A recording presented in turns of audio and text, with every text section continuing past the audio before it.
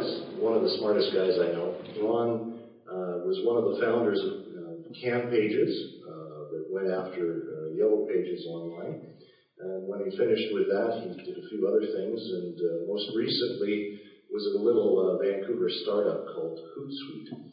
So we're very fortunate that Ron saw the opportunity, I guess I could say, with rides.ca. And Ron, do you want to come up here and share your wisdom for the next 15 minutes? And we'll take some questions. Ron Cassan. Can everybody hear me? Yeah, good. Perfect. Thank you. Thanks for letting me come up and talk. The purpose of what I'd like to talk to you today about is not necessarily rides. What I really want to kind of take you through is what's a customer journey through a buying process. And what I'm going to talk today, some of it's specific to automotive, but some of it isn't. But what's today's shop? First slide up there shows that I have 1,200 contacts. I'm certainly not putting that up there to show you how many contacts I have. But I have 1,200 contacts, the top 4% in Canada for LinkedIn connections with over 3,000. I have 600 followers.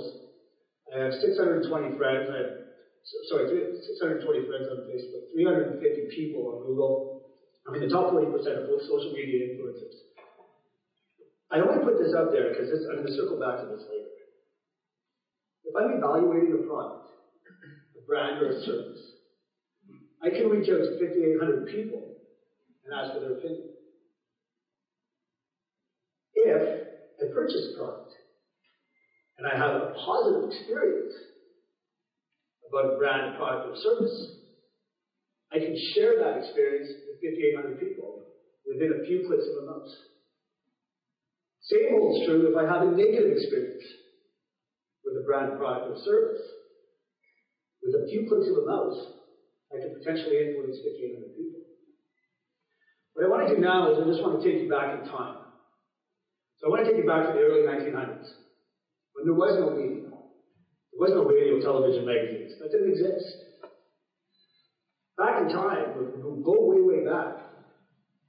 Farmer A, if he needed something, he would go to Farmer B, and he would ask him. So back in the day, before media, consumers had power. It was all word of mouth. And that's how businesses grew. Well, what happened was in the 1950s, we had this, what we call the invention of media. And we had radio, we had television, we had magazines, we had billboards. And there was a shift that happened. And the shift was companies with the most amount of money could influence behavior.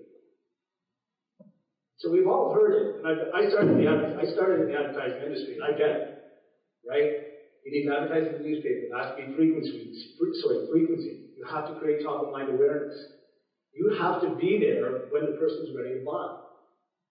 If you think about it, it's creative advertising. It's a seller looking for a buyer. But back in the day, if you go back to the early 1900s, if somebody had a problem on a farm, they were a buyer, and now they went out and they were sourcing out a seller.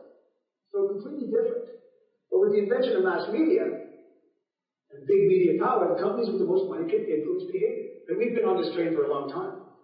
Well, this is what's happened. So Consumer Index tells us that right now, in the average day, people see approximately 3,000 brand logos or advertisements in one single day. People PBR things so they don't have to watch commercials. But people's memories are really, really short. I always like to do an exercise around this slide. Right? So, just to help kind of prove my point, I hope this works, because if not, I'm going to look really bad up here. But what I'm going to ask is, if anybody has read the newspaper in the last 2 days, put up your hand. Okay? If anybody, keep your hand up if you don't mind. We're just kind of resting. If anybody drove to work, drove here today and listened to the radio, lift your hand. Okay? If anybody's watched TV in the last 2 days, lift your hand. So pretty much everybody in this room. Now what I want you to do, other than your own vertical, so if you're in the automotive industry, forget about automotive ads. So everybody in this room was touched by a piece of media in the last 2 days. I'm going to give everybody in this room 10 seconds. And I want you to tell me 3 commercials or advertisements that you saw in the last 2 days that were not in your industry. When you have that, put up your hand. 3. I'm only looking for 3. This is in the last 2 days. We've seen 6,000 brands and commercials or advertisements in the last 2 days. I'm only asking for 3. Anybody have them? I think there was 1. Right? 1 out of all of this group actually remembers anything that happened in the last 2 days with all these advertisements. So the power of mass media to influence behavior is changing. Today, it's technology and friends that influence behavior. So there's Google, there's Facebook, there's Twitter, there's Pinterest, there's YouTube, there's the smartphone. There's all these other things that are influencing behavior now. So Forbes came out the other day, and they said that there's going to be 225 million phablets sold, and a phablet is designed, the definition really is a device with a screen greater than 5 inches, so the new Samsungs and things of that nature. But 225 million of these. Search on this is completely different than desktop. It's changing the game. Google, 3-4 months ago, came out and said that they are no longer designing for the desktop first. They always start with mobile first. They start with mobile first and design for the desktop second. Technology and friends now have a greater influence over purchasing than they ever have. Here's just a couple examples that show you how technology advances. Everybody knows Facebook and Twitter. It took Facebook 852 days to get 10 million users. It took Google Plus 16 days. There's a further study to this. Google Plus actually had reached the 50 million user mark in 88 days. You know how long it took television to get 50 million users? 50 years. So it tells us that consumers are willing to embrace technology or new platforms that's going to aid in their life, and they're going to do it at a very accelerated pace. There's another couple examples of how people are using new technology. There's Tiffany. I'm going car shopping tomorrow. We'll have a new vehicle by the end of the day. Here's Mullet. I'm going car shopping today. I'm deciding between a new Jeep and a Cadillac. You want to know the craziest thing? Not one dealer actually replied to this comment. Not one. This is a person saying, reaching out to their influencers, trying to get some help on whether I'm going to buy a Jeep or a Cadillac, and nobody replied. Now, and here's Adam, going car shopping today in Chelsea. Vroom, vroom, it's a car shopping day. And this is what people are doing. Here's just a little slide on digital and social.